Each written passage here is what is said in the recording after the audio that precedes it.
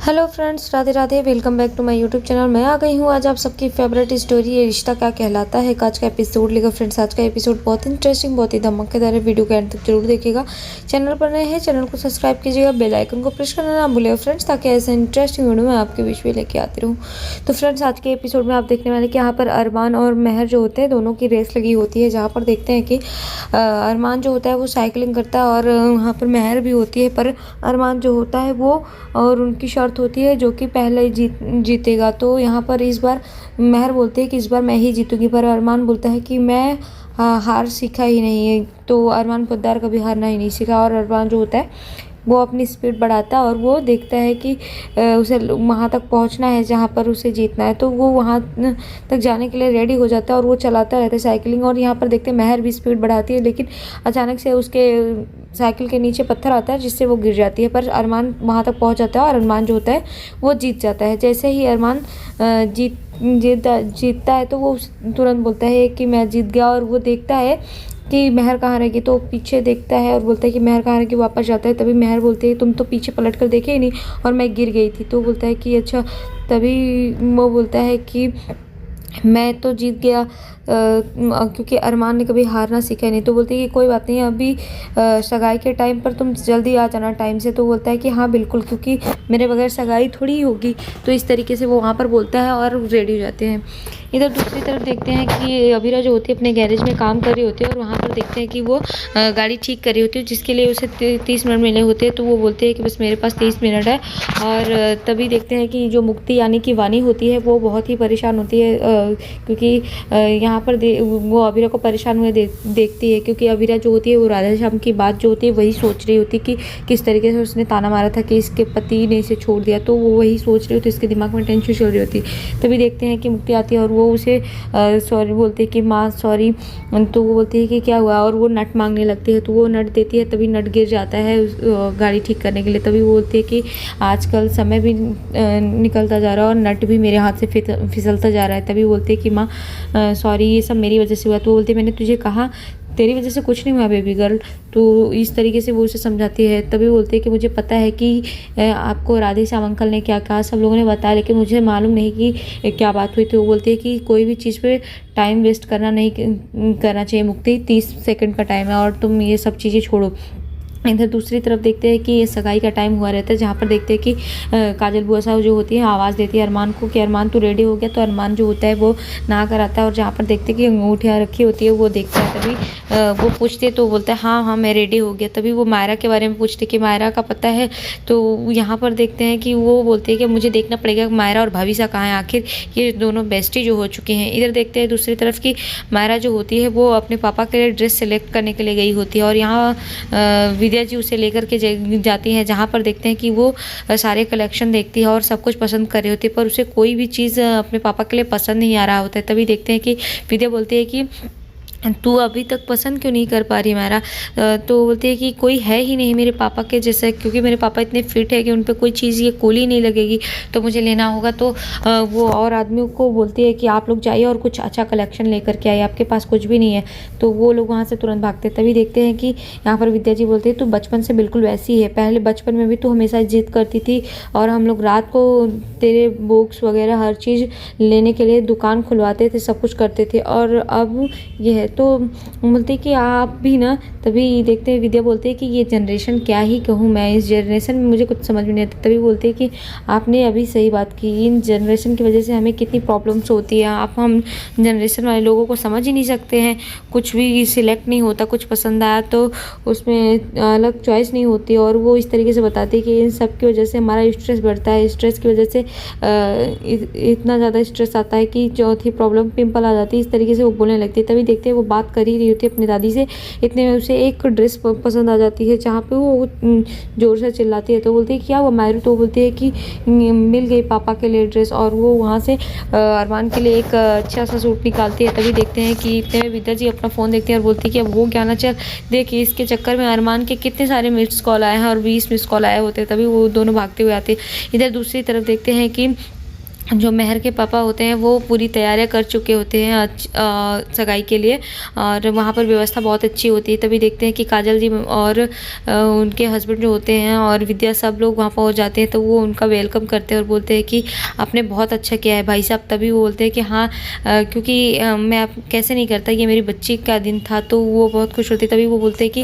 अरमान और मायरा कहाँ है? तो वो बोलते हैं कि मायरा अपने पापा के साथ होगी, आपको मालूम है ना कि उन दोनों साथ ही आते हैं रहते हैं। तो वो बोलते हैं हाँ ज़रूर। तभी वो पूछने लगते हैं कि क्या है, और इन सब में वो कावेरी जी को पूछते हैं कि हमारे सबसे मेन गेस्ट कावेरी जी कहाँ हैं। तभी यहाँ पर देखते हैं कि विद्या जी बोलते हैं कि आप तो जानते हैं भाई साहब कि वो धार्मिक चीज़ों से जुड़ चुकी हैं, तो इसलिए वो नहीं आए, और उन्होंने लेकिन बच्चों के लिए अपना आशीर्वाद प्यार सब भेजा है। तो इस तरीके से बोलते हैं। तभी देखते हैं यहाँ पर मनीषा जो होती है और मनोज, वो दोनों वहाँ पर पहुँच जाते हैं, जहाँ पर देखते हैं कि मनीषा बहुत ही महंगी ज्वेलरी पहन कर गई होती है और वो अपने पैसों की दोष जमाती है और बोलती है कि देखिए ना भाई साहब, आपने व्यवस्था इतनी अच्छी की है, लेकिन हमने भी उसी हिसाब से रखा। और वैसे पे मेरे मनोज को भी वही चीज़ें पसंद है, क्योंकि मनोज चाहते हैं कि अगर उनके बराबरी की कोई चीज़ मार्केट में नहीं है तो वो तुरंत लेते हैं। आज ही उन्होंने मेरे लिए ये 80 लाख का हार लिया है, तो वो तुरंत दिखाने लगती है अपने हार, और वो अपने पैसों की धौंस जमाने लगती है। यहाँ पर देखते हैं, तभी देखते हैं कि काजल जो होती है वो अपने हाथ में कंगन नहीं पहनी रहती और वो छुपा के रखी रहती है। तभी देखते हैं कि वो काजल को देखती है, उसके हाथ सुने रहते हैं, तो अपने कंगन निकाल करके उसे पहना देती है। इतने में देखते हैं कि वो बोलते हैं कि अब कोई भी बोलेगा कि मन्नू की बहन के पास से ये नहीं है तो अच्छा नहीं लगेगा, इसलिए आप थोड़ा पहन कर रखिए।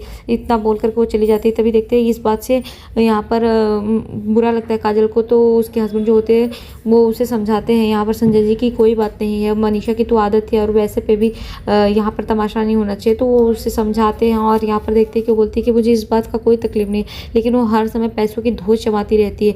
तभी देखते हैं कि ये सब चीज़ें वो सुन लेती है और वो वहाँ पर तुरंत आते हैं और बोलते हैं कि आप क्या बोल रही हैं, मैंने ऐसा किया है। तो इधर दूसरी तरफ देखते हैं कि अरमान जो होता है वो रेडी हो चुका था और मायरा का वेट कर रहा होता है और बोलता है कि आज मायरा तो बहुत अच्छी लग रही होगी, एक काम करता हूँ उसे मैं कैप्चर कर लेता हूँ। और वो मायरा को आवाज़ देता है और वो फ़ोन निकाल करके उसके वीडियो बनाने के लिए रेडी हो जाता है। इधर देखते हैं कि मायरा भी निकलती है और मायरा भी जो होती है वो अपने पापा की वीडियो बनाना शुरू कर देती है और वो दोनों एक दूसरे को 10/10 मार्क देते हैं। जहाँ पर देखते हैं कि वो मायरा को बोलते हैं कि बहुत सुंदर लग रही है और मायरा भी बहुत ही सुंदर लग रही है। तभी देखते हैं कि वो मायरा का गाल खींचते हैं। तभी मायरा बोलती है कि पापा आप एकदम 10/10 लग रहे, पर अभी जो करना है अभी कर लीजिए, प्लीज़ बाहर नहीं करिएगा। तो वो बोलते हैं अच्छा।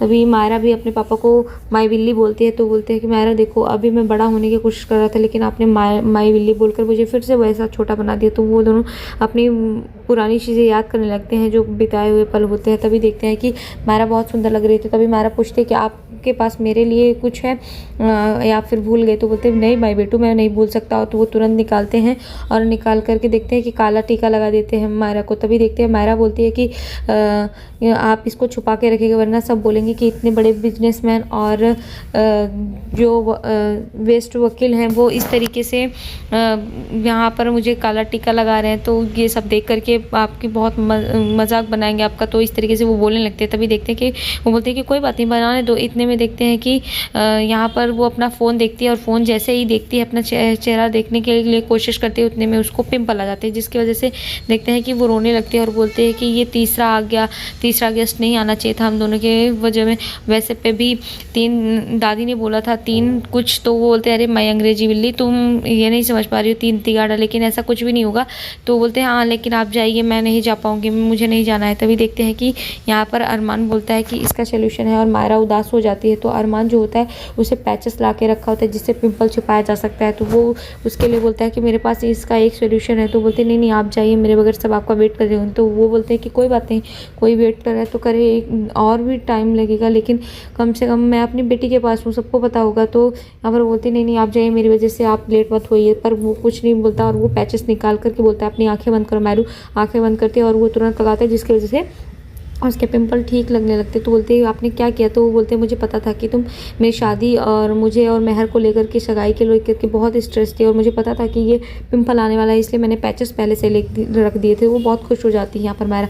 तभी वो बोलते हैं कि चलो, और यहाँ पर मेहर का कॉल आया होता है इसलिए दोनों भागने लगते हैं। इधर दूसरी तरफ देखते हैं कि विद्या जो होती है वो काजल को समझाती है कि काजल छोड़ो ना इन सब चीज़ों को, तुम जानती तो हो मनीषा हर जगह पे बड़बड़ करती रहती है। तभी देखते हैं कि यहाँ पर जो उसका हस्बैंड होते हैं संजय जी, वो भी समझाते हैं कि इन सब चीज़ों को छोड़ो, काजल जाने दो, उसकी तो आदत ही ऐसी है, तो पैसों के दोष जमा दे। तभी वो बोलते हैं कि तो आप ये सब क्यों नहीं बोले, आपको तो पहले बोलना चाहिए था ना। तो वो बोलते हैं कि मैं क्या ही बोलता और यहाँ पर तमाशा नहीं करना चाहता। तभी देखते हैं कि वो वहाँ पर सुन लेती है सब कुछ। तो वो बोलते हैं कि काजल दीदी अब आपको भी ऐसा लग रहा है। तो वो तुरंत कंगन निकालने लगती है और बोलते हैं कि अपनी ननद को अच्छी ज्वेलरी देना, सब कुछ करना या क्या गलत है? क्या आप भी सब लोग देखेंगे तो बोलेंगे कि मन्नू की बहन कैसे है?